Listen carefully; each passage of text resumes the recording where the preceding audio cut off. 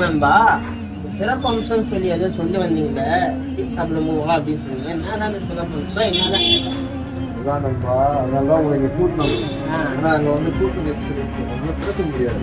ஒரு டீ சாப்பிட்டு அதை பத்தி உங்களுக்கு தெளிவா சொல்லணும். அப்பதான் உங்களுக்கு புரியும்.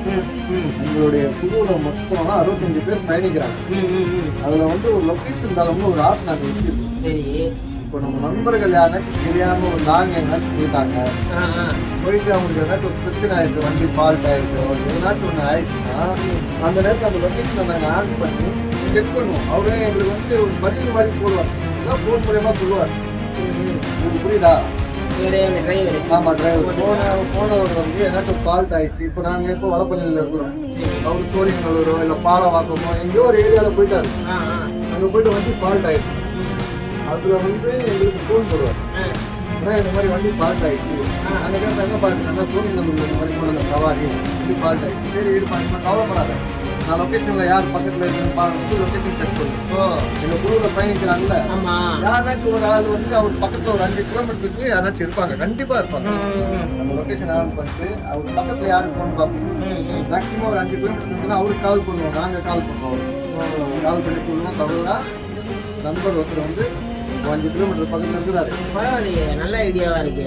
அதுதான், அதனாலதான் இந்த குழுவில் என்னென்ன சிறப்பு அம்சமா இருக்கும் இது ஒன்று. பாட்டு என்ன சொன்னது பார்த்தீங்களா? சரி, இன்னொன்று வந்து டிரைவருக்கு வந்து ஏதாச்சும் வண்டி ஃபால்ட், ஃபால்ட் ஏதாச்சும் வரும் இல்லையா? புது வண்டி இப்போ வர கம்பெனில வர வேண்டிய ஒரு வர வண்டி என் நண்பர் பிரிச்சு வச்சுக்கிறேன். ஆமா, யாருக்கு அந்த நேரத்துல வந்து இப்ப நானே வந்து நண்பா எங்க நண்பர் தான் ஒரு 5000 ரூபாய் கேட்கற கொடுப்பீங்களா? எடுத்தோன்னே வண்டி குச்சிட்டு கொடுங்க. பாத்தீங்களா? அதுதான் எங்க இதுல வந்து அந்த மாதிரிலாம் நண்பருக்கு வந்து ஒரு வண்டி ஃபால்ட்னா அவர் ஒரு 5000 ரூபாய் கேட்பாரு. வட்டி இல்லாத தவணையா அவருக்கு கொடுக்கும் 5000 ரூபாய். வட்டியெல்லாம் வாங்க மாட்டோம். பரவாயில்லையப்பா, இதுதான் விஷயம். அதனாலதான் இதுல 65 பேர் கூட பிறந்தவனே கொடுக்க மாட்டேங்கிறான். 1000 ரூபாய் கொடுறானா? அதனாலதான் நண்பா 1000 ரூபாய்க்கு 100 ரூபாய் வட்டி கேட்கிறான். அதனாலதான் இது பரவாயில்லைங்க. 5000 ரூபாய்னா கேளுங்க, சொல்றீங்க சொந்தக்காரங்களே கொடுக்க மாட்டாங்க. இதுல வந்து யாருன்னு தெரியாது. நம்ம நண்பர்கள் புரியுது. அவங்களுக்கு வந்து உதவி செய்யறதுதான் இந்த ஒரு சங்கத்துல இந்த ஒரு குழுவை நாங்க உற்பத்தி பண்ணிருக்கோம். அவர் ஃபால்ட் ஆயிட்டு ஒரு 5000 ரூபாய் கேட்கிறாரு, கொடுப்போம். அவரு என்ன பண்ணுவாருன்னா ஒரு 5 நாளோ இல்ல ஒரு வாரமோ, அவனால முடிஞ்சா ஒரு வாரம். முதல்ல லைவ் லொகேஷன்ல சொன்னீங்க, இப்போ ஒரு 5000 ரூபாய் கொடுப்பீங்க, நிறைய சொல்றீங்களே. என்ன வச்சிருக்கீங்க? ஒரு உதாரணத்துக்கு சொல்றேன். இப்போ யாருக்குமே நடக்கக்கூடாது. அது நம்ம ஓட்டுநர் சகோதரர் எல்லாம் நல்லா இருக்கணும் தான் நம்ம நினைக்கிறோம். நம்ம ஓட்டுறது வந்து வாகனம், எந்த நேரத்துல என்ன ஆகணும்னு தெரியாது. நம்ம உயிருக்கு உத்தரவாதம் கிடையாது. அதுதான் சொல்ல வர விஷயத்த கேளுங்க. நம்ம ஒரு ஓட்டுநரு ஒரு ஏதோ ஒரு சூழ்நிலை சரியில்லாத ஒரு ஆக்சிடென்ட் ஆயிருது. அவருக்கு அந்த எதுவுமே ஆகக்கூடாது. சப்போஸ் ஆயிடுச்சு, கை கால் ஏதாச்சும் அவருக்கு விழுந்துச்சு, அதனால என்ன பண்ணோம்னா அத்தனை உறுப்பினருக்கு ஒரு 1000 ரூபாய் வசூல் பண்ணுவோம். 1000 ரூபாய் ஒரு உறுப்பினரும் 1000 ரூபாய் கொடுக்குற மாதிரி. நீங்க 60 65 பேர் சொன்னீங்க. அப்ப 65 பேர் நாங்க இதுவே ஒரு 65,000. ஏன்னா அந்த டிரைவர் பாதிச்சுட்டாருல, ஒரு கை போட்டு நம்ம கூட ஒரு நாளா பழகி நிற்கிறாரு, ஒரு கை போயிடுச்சு. அவர் அது ரெடியாகி வந்து ஓட்டுறதுக்கு எப்படியும் ஒரு 3 மாசம் ஒரு 6 மாசம் கூட ஆகும். அப்ப இருக்க அவருக்கு வாழ்வாதாரம் என்ன பண்றது? அதனால எங்க குழுவா சேர்ந்து நம்ம உறுப்பினர்கள் நண்பர்கள் முறையில ஆளுக்கு 1000 ரூபாய் போட்டு அவங்க வீட்டுல போய் அதை ஒப்பாடு. நல்லா இருக்கீங்க, சூப்பர் ஐடியா. இன்னொரு விஷயம் கூட கேளுங்க நண்பர், நீங்க கேட்க சுவாரஸ்யமா இருக்கும். இதுலயே உங்களுக்கு வந்து எங்க கூட இணையணும்னு உங்களுக்கு தோணும். இன்னொரு விஷயம் கூட இருக்கு. என்ன விஷயம்? பதிவு தளம்னு ஒண்ணு இருக்கு, அது ஒரு ஆப். அதுல என்னன்னா இப்ப நீங்க வண்டி ஓட்டுன்னு போறீங்க, இப்ப நீங்க என்ன சவாரி போறீங்கன்னா எந்த இடத்துல டிராபிக் இருக்குது, எந்த இடத்துல ஆக்சிடென்ட் இருக்கான்னு உங்களுக்கு தெரியாது. சரிங்களா? இப்ப நான் அந்த பதிவு தளம் சொன்ன பாருங்க, அது உங்களுக்கு அப்டேட் வந்துனே இருக்கும். எங்க ஏரியால ஆட்டோ நிக்கிறான், இப்ப நீங்க வந்து குந்துமல்லி நிக்கிறீங்க, இப்ப ராமச்சந்திரா வரணும், இல்ல போரூர் வரணும், இல்ல வடப்பள்ளி வரணும், ஆட்டோ எங்க இருக்கான்னு உங்களுக்கு தெரியாது. எப்படி தெரியும்?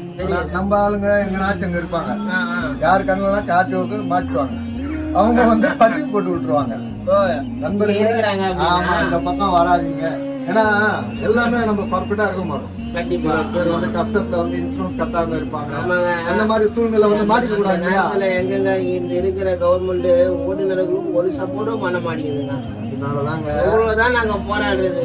அதனாலதான் சார்பா ஒரு நண்பர்கள் சார்பா ஒவ்வொரு வருஷமும் போராடுறோம். இன்னமும் வந்து எங்களுக்கு இன்னும் வருங்க. இன்னொரு விஷயம் கூட கேளுங்க.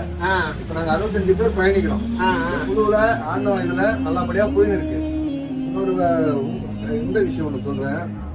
இந்த சங்கம் வந்து அங்கீகாரம் பட போகுது. வர இந்த காலகட்டத்துல ஜனவரியில சங்கம் அங்கீகரிக்கப்பட போகுது. அந்த சங்கத்துடைய பேர் வந்து சிறகுகள் ஆட்டோ ஓட்டுநர் தொழிலாளர் நலச்சங்கம். சூப்பராக சிறகுகள் ஆட்டோ ஓட்டுநர் தொழிலாளர் நலச்சங்கம். இது வந்து பதிவு ஆயிடுச்சுன்னா கேளுங்க, பதிவு ஆயிடுச்சுன்னா கவர்மெண்ட்ல இருந்து ஆட்டோ ஓட்டுநருக்கு நலவாரி என்னென்ன கிடைக்குமோ அந்த அத்தனை சலுகைகளும் நாங்க வாங்கி கொடுப்போம். Super idea. ஏன் நீ கவர்மெண்ட் கொடுக்கறது நீங்களே ஏகப்பட்ட சலுகை கொடுக்குறீங்களா? கவர்மெண்ட் நாங்க ஒரு பக்கம் கொடுக்கறது இருக்கோம். கவர்மெண்ட் சலுகை கூட நாங்க வாங்கி கொடுப்போம் அந்த ஓட்டுநருக்கு. சரி, இப்ப முதல்ல இதுக்கு என்னதான் பண்ணலாம்? இப்ப நான் இணையணும், ஏன்னா எந்த சங்கத்திலும் கிடையாது. இதுக்கு என்ன முதல்ல போய் சொல்லுங்க வாங்க. என்ன பண்ணலாம்? என்கிட்ட நிறைய நண்பர் இருக்கிறாங்க. கண்டிப்பா இதை பத்தி தெரியாம இல்லையே, வாழ்க்கை ஒரு நோக்கத்துல போவாங்க ஏனோ தானே போறாங்க நிறைய பேர் இருக்காங்க. சரிங்களா? இது நான் வர என்ன ஐடியா பண்ணலாம் சொல்லுங்க. எங்கேயும் வேணாம், நாங்களே உங்களை வந்து இணைத்து விட்டோம். சரிங்களா? இப்போ நான் வந்து உங்களை மாதிரிதான் நானும் இருந்தேன், தனிப்பட்ட ஆளா இருந்தேன். சரி, புரியுதுங்களா? ஏதாச்சும் வண்டி ரிப்பேர் ஆயிடுச்சுன்னா நான் மகனும் தள்ளிட்டு போவேன். எனக்கு கைப்படலாம் எவனும் நிக்க மாட்டாங்க. இப்ப நான் இதுல சேர்ந்து போவான் வேடிக்கை பார்த்து இல்லையா? அந்த கஷ்டம் நானும் பட்டுக்கிறேன். இப்ப இதுல சேர்ந்துட்டனால என்ன ஆகுதுன்னா, ஏதாச்சும் ஒரு நண்பர் நம்ம பக்கத்துல இருந்தாங்கன்னா உடனே போன் பண்ண டோப் பண்றாங்க. ஒரு எதிர்பார்ப்பும் பார்க்க மாட்டாங்க. போனா கேஸ் போடணும், அது போன எந்த ஒரு எதிர்பார்ப்பும் பார்க்க மாட்டாங்க. உடனே ஒரு இதுதாங்க எங்களுடைய சங்கத்துடைய இது. நீங்க யோசிங்க, சேருன்னா சேர்ந்து விட்டுறேன்.